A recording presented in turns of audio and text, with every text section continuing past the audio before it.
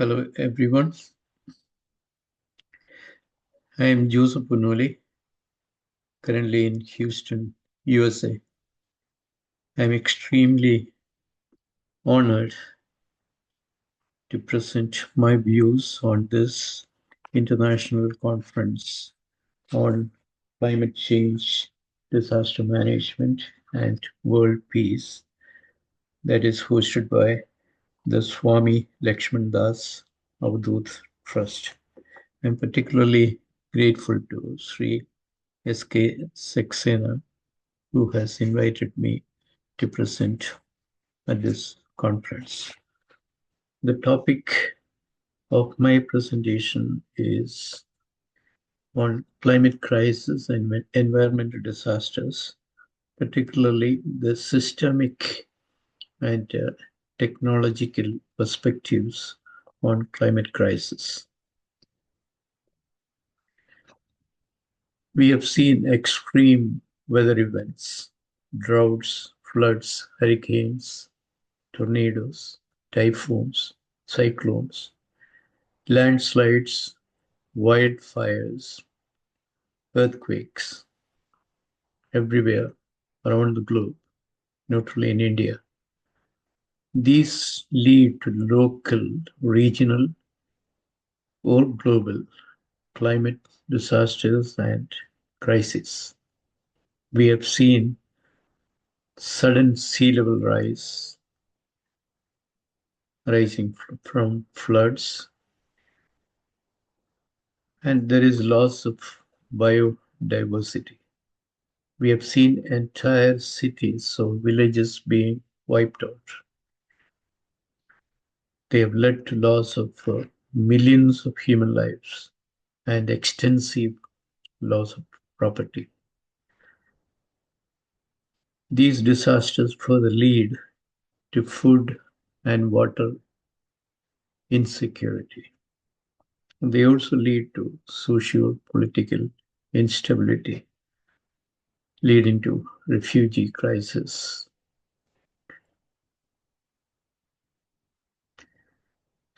According to scientists, the climate crisis is human-induced. It is caused by the excessive emission of greenhouse gases from fossil fuels, deforestation, industrial pollution, and agricultural pollution. They result in global warming. We have made tremendous progress in forecasting and risk modeling, but still, climate related disasters continue to surprise us. So, I'm presenting a systemic view that can help us to be better prepared for disasters. Emerging technologies and other technologies also have environmental impact. Even AI has environmental impact. At the same time, technology can be leveraged to help us better manage the climate crisis in disaster preparedness and disaster management. So, environmental scientists are studying the problem and the solutions. But we must recognize the interdisciplinary nature of the problem. And that's where systemic and technological perspectives of the climate crisis becomes relevant. Coming to systemic risks,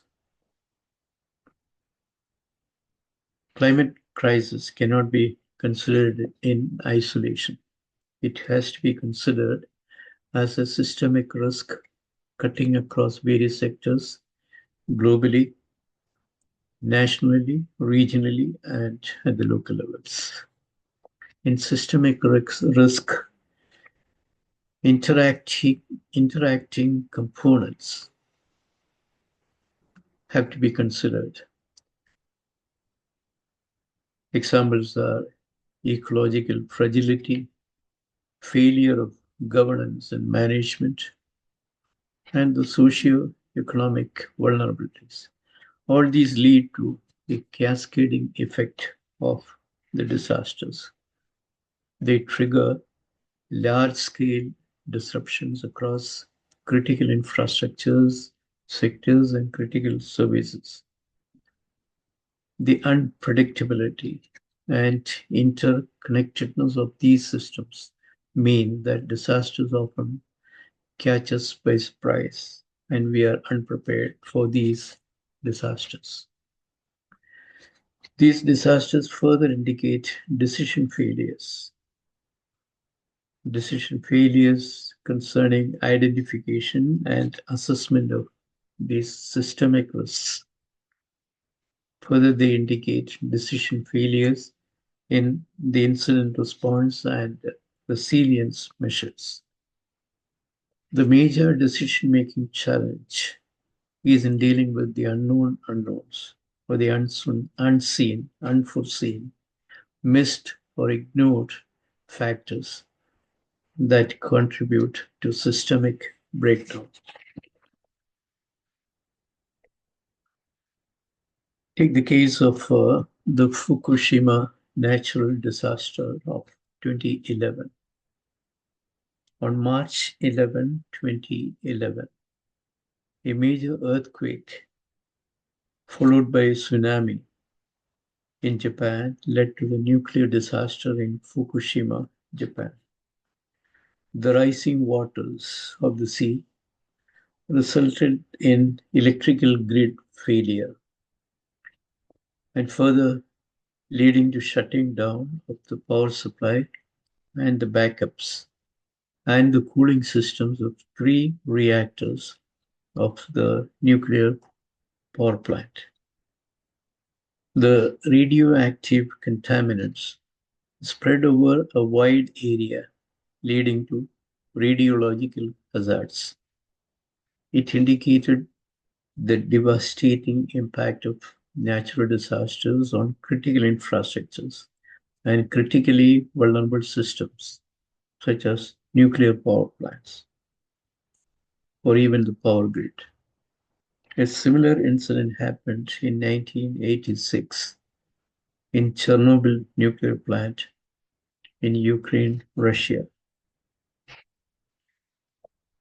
The investigations relating to the Fukushima nuclear disaster indicated lapses in safety, risk assessment failures, failures in evacuation planning, and oversight or governance failures.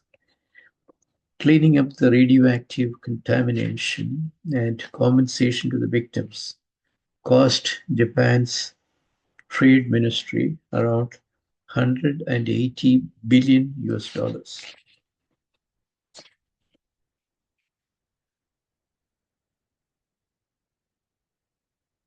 Take the case of COVID-19 pandemic. It also indicated how various disasters are interconnected. That's where the systemic view becomes relevant. The healthcare pandemic, COVID-19, impacted human life in all its dimensions across the globe over a 3-year period from 2020 to 2023. Over 7 million people died from the pandemic. The economic fallout is still felt across the globe.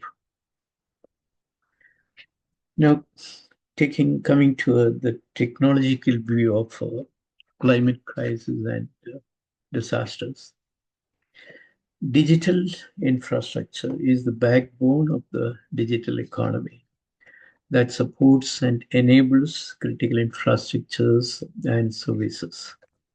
As seen in the Fukushima incident and other natural disaster incidents, natural disasters impact critical infrastructure structure services.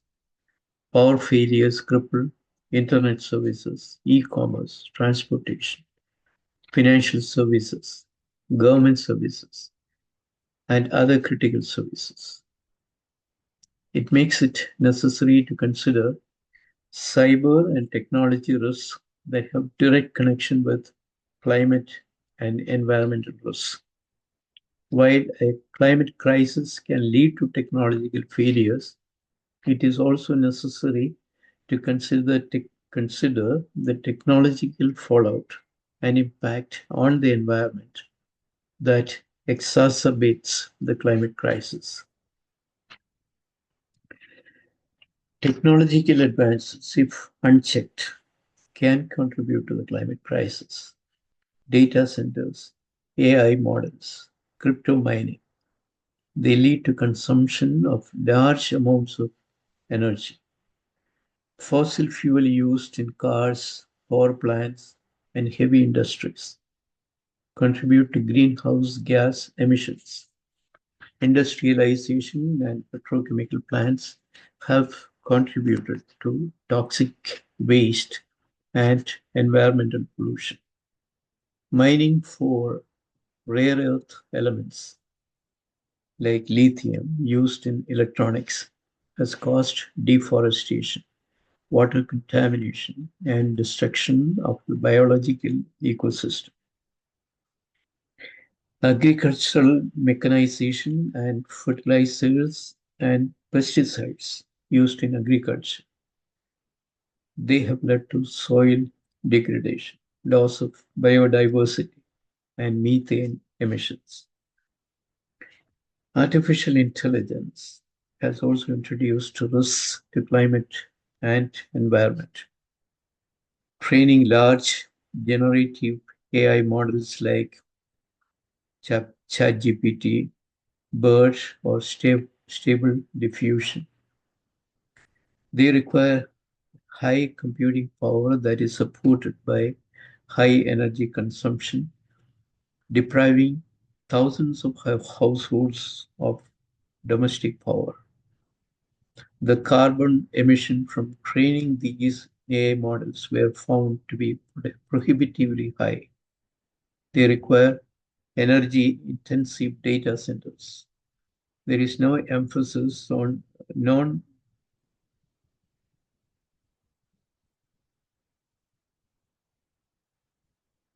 renewable energy sources, including nuclear power. So, what are the challenges? Current management systems are siloed with little coordination between various agencies responsible for specific hazards. Cyber disaster preparedness and proactive approaches are ignored. As far as decision making is concerned and decision failures, decision making involves deep uncertainty. Traditional risk assessments can fail. The human factors that impact decision making include cognitive bias, short term view of issues, aversion of ambiguity, and rigid planning. Decision failures were indicated in Hurricane Katrina in US in 2005 when evacuation orders were delayed due to wrong interpretation of the probabilistic forecast and lack of decentralized planning. So, what are the solutions and what do we recommend? Disaster preparedness and response, they are critical. The Sendai Framework that was formulated by United Nations for disaster risk reduction. It was adopted in 2015 by the United Nations in the wake of the Fukushima nuclear disaster. It covers all types of disasters and hazards, whether natural or human made, that have related environmental, technological, and biological hazards. The framework provides guidance for multi hazard perspectives of disaster risk management. Sendai Framework indicated that disaster risk reduction requires a multi hazard approach, not a siloed approach. disaster preparedness and proactive approach to disaster management must be equally given importance. A proactive approach addressing underlying disaster risk factors is more cost effective than post disaster response and recovery. Resilience approaches, that is, recovering from disasters, must be an integral part of disaster incident response, recovery, and reconstruction. The Sendai Framework suggested four priority areas. First, understanding the disaster risk. To understand various interconnected dimensions of disasters, taking a systemic view, all risk factors must be considered. Technology must be leveraged for predictive analytics, and there must be coordination at national and international levels, even at local and regional levels. The fragility of interconnected systems must be considered while performing risk assessments.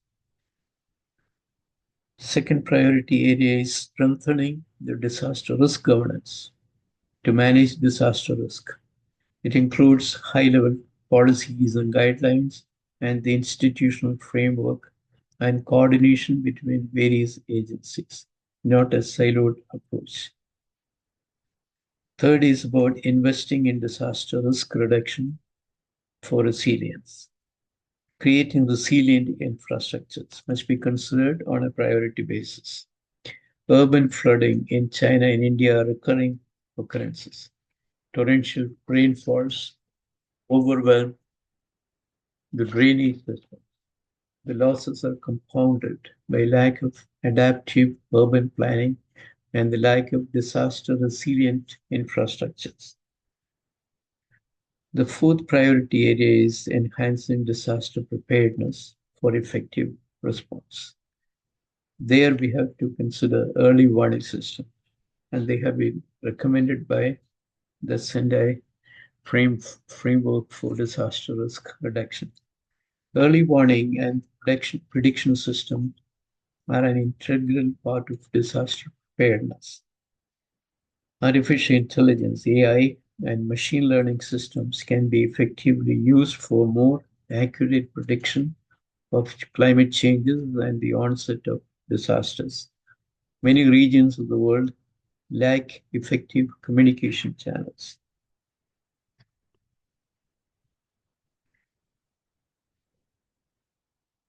So, while considering early warning systems, we must also consider risk and fragility assessment and resilience capabilities. Technology risks call for green computing and transition to renewable energy solutions. Robust decision-making approaches can help in dealing with deep uncertainties associated with these disaster risks.